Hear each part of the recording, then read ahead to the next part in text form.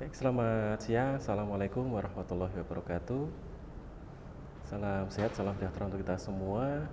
Pada kesempatan hari ini kita akan melanjutkan ya perkuliahan manajemen industri kreatif, dan kita akan memasuki materi analisis SWOT ya.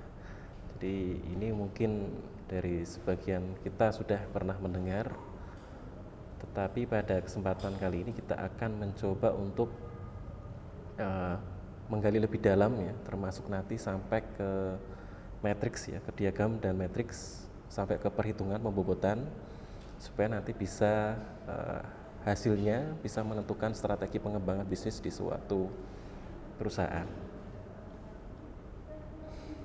Baik, ada beberapa materi yang akan kita bahas, mulai dari definisi, pengertian, kemudian tujuan dan fungsi, analisis baik kuantitatif dan kualitatif, kemudian ada analisis faktor baik internal maupun eksternal, kemudian ada diagram SWOT dilanjutkan dengan matriks serta kesimpulan nanti dan penugasan.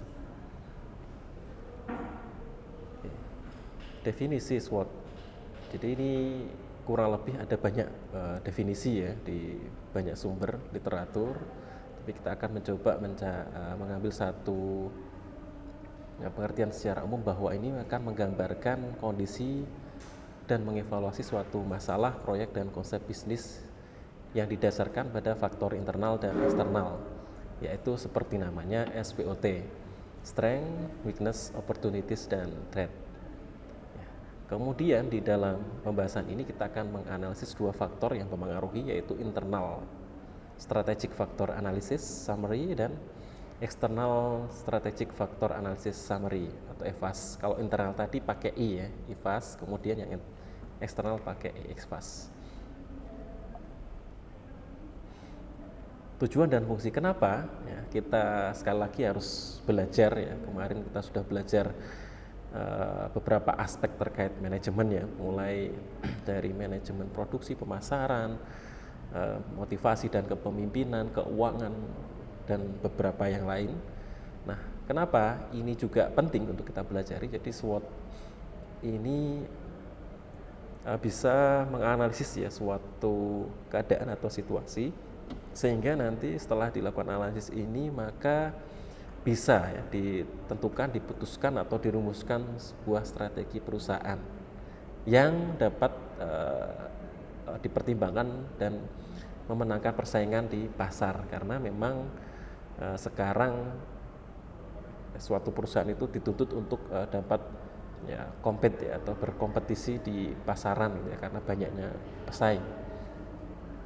Kemudian dengan analisis SWOT ini maka bisa diketahui keberlangsungan ya, sustainability dari sebuah bisnis, kemudian potensi pengembangan ke depan, potensi pasarnya, maupun ditentukan terkait prioritas atau tujuannya nanti mau seperti apa terkait bisnis perusahaan tersebut. Oke. Dari sisi analisis nanti kita akan bisa ya menggunakan dua pendekatan begitu ya, pendekatan yang kualitatif ya maupun yang kuantitatif. Yang kualitatif ini lebih ke berdasarkan keadaan nyata ya, catatan di lapangan, kemudian dilakukan analisis faktor ya, baik dari SW, O maupun T. Yang kuantitatif ini bersifat kuantitatif ya, angka-angka ya, ataupun coding gitu ya, yang dapat dikuantifikasi, diperoleh dari rumusan analisis kualitatif yang telah diberikan skor dan nilai. Jadi kalau di kuantitatif ini ada skor dan nilai. Kemudian kita akan mencoba melihat lebih dalam terkait IFAS atau internal faktor strategik ya, analisisnya. Kemudian kita lihat ya contohnya. Jadi di tabel IFAS ini nanti digunakan untuk merumuskan faktor internalnya gitu ya. Ya, kalau internal itu berarti yang di dalam perusahaan. Terdiri dari dua, yaitu kekuatan atau strength dan kelemahannya atau weakness. Langkahnya yang pertama mulai dari menganalisis faktor internal yang mempengaruhi pencapaian goals, visi misi gitu ya. Kemudian termasuk keuangan dan kelemahan perusahaan dibandingkan perusahaan lainnya dengan cara polling pendapat atau cara yang lain. Sedangkan yang di eksternal ini ada dua faktor ya. Lihat di contoh di kolom ya. Di di yang internal, mohon maaf, yang internal ini nanti cara yang kedua adalah dengan menghitung atau skor ya, dilakukan secara penilaian ya. Nah, penilaian ini diberikan skor 1 sampai 5 dengan asumsi kalau 1 itu rendah, 5 skornya tinggi gitu ya. Kemudian dilakukan pembobotan ya, di bawah, gambar di bawah. Nah, penilaiannya ini membandingkan tingkat kepentingan ya, dari jumlah faktor yang ada. Jadi bisa dilihat di gambar. Nah, kemudian langkah yang keempat adalah mengalihkan ya pada dua kolom ya, pada bobot, skor dan bobot ya untuk masing-masing faktor. Kemudian yang kelima adalah menjumlahkan dari total pembobotan di kolom yang keempat, nanti akan ketemu jumlahnya di bawah gitu ya, total berapa. Yang keenam, kemudian nanti dilakukan pengurangan antara jumlah total skor pembobotan dengan jumlah total skor pembobotan kelemahan. Di total pembobotan skor kekuatan dan kelemahan, S dikurangi dengan W, nanti ketemu angka hasilnya. Kemudian yang ketujuh, yang terakhir, jumlah pengurangan ini akan memberikan nilai atau titik pada sumbu X gitu ya. Pada kuadran ya, menurut Peirce dan Robinson ini akan menjadi titik koordinat bagi perusahaan yang bersangkutan.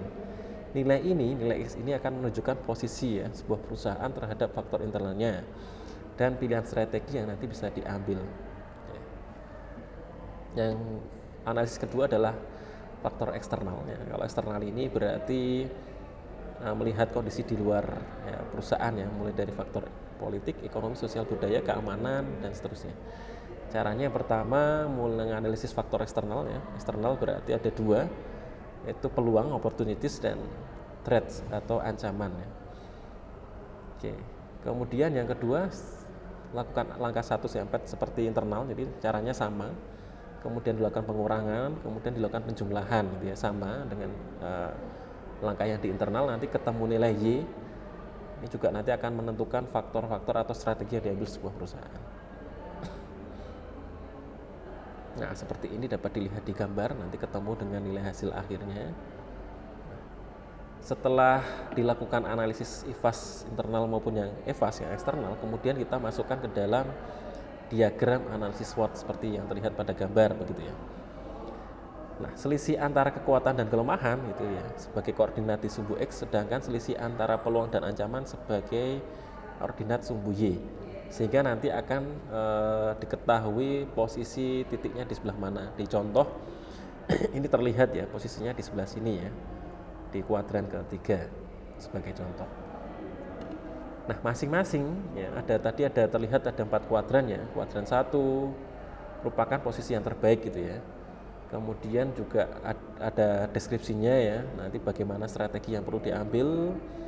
Kemudian kuadran 2 yang posisinya di bawah, kanan bawah, ini kekuatan internal ya, dan ada beberapa hal strategi yang perlu dipertimbangkan juga. Kemudian di kuadran ketiga, ini yang di kiri atas ya, ini yang tadi buat contoh ya, di atas posisi perusahaan ya. Ya, ini dan di sini nanti strateginya adalah mengubah strategi. Jadi memang ketika di posisi ini maka perlu sebuah perusahaan itu merubah strateginya ya, disarankan untuk merubah gitu ya, karena dapat ya menangkap peluang yang ada sekaligus nanti memperbaiki kinerja perusahaan. Yang di kiri bawah ada kuadran 4, ini posisi yang lemah gitu ya, dan kurang kuat itu ya menghadapi tantangan atau persaingan bisnis gitu.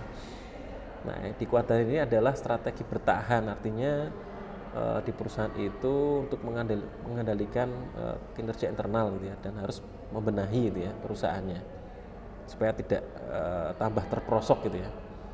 Oke. Nah, di tabelnya dari tadi hasil perbandingan itu kemudian kita dimasukkan ke tabel atau SWOT matrix ya, seperti terlihat pada contoh ya. Yang internal IFAS di sebelah atas ya kanan, kemudian ya IFAS di bawah kiri gitu ya. Oke. Dari masing-masing matriks ini nanti akan muncul beberapa alternatif strategi gitu ya. Apakah bagaimana untuk strategi SO-nya, WO-nya, dan seterusnya. Oke, contoh hasil akhirnya dapat dilihat di layar ya, contoh akhir. Jadi ini salah satu case ya, coba kita ambil gitu ya buat contoh. Oke, sekian untuk materi terkait dengan analisis SWOT. Terima kasih. Kita akhiri. Selamat siang. Assalamualaikum warahmatullahi wabarakatuh.